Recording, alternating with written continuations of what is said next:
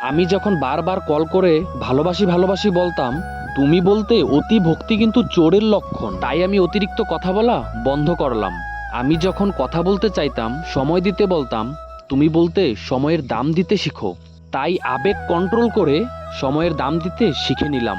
আমি যখন তোমার একটা কল বা এসএমএস এর জন্য দীর্ঘ অপেক্ষা করতাম, তুমি বলতে বেশি আশা ভালো না। তাই আমি আশা করা ছেড়ে দিয়ে অপেক্ষা করতে ভুলে গেলাম। আমি যখন তোমাকে নিয়ে খারাপ স্বপ্ন দেখে সবার আগে ফোন করে তোমার খোঁজ নিতাম, তুমি ঠিক আছো কিনা, তুমি বলতে পাগলামিটা একটু কমাও।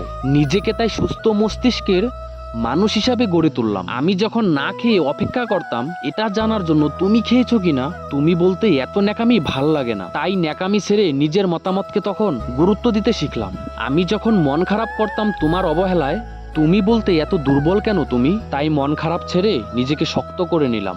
কিছুদিন পর তুমি যখন চলে যেতে চাইলে, আমি বললাম যেতে পারো, আটকাবো না। তখন তুমি বুঝতে পারলে আমি বাস্তবতা শিখে গেছি। হ্যাঁ, তুমি আমায় অনেক কিছু শিখিয়েছো, এর জন্য ধন্যবাদ। তবে তুমি হয়তো জানতে না এই ন্যাকামিগুলোই একটা সুন্দর ভালোবাসার ইতিহাস গড়ে তোলে। তুমি জানতে না এই পাগল মানুষগুলো মন থেকে ভালোবাসতে জানে। তুমি হয়তো জানতে না এই ছোট্ট ছোট্ট আবেগগুলো থেকেই ভালোবাসা তৈরি হয়। তুমি হয়তো জানতে না আমি ভালোবাসি বলেই আমার অতি গুরুত্বপূর্ণ সময়টুকু তোমায় দিতাম।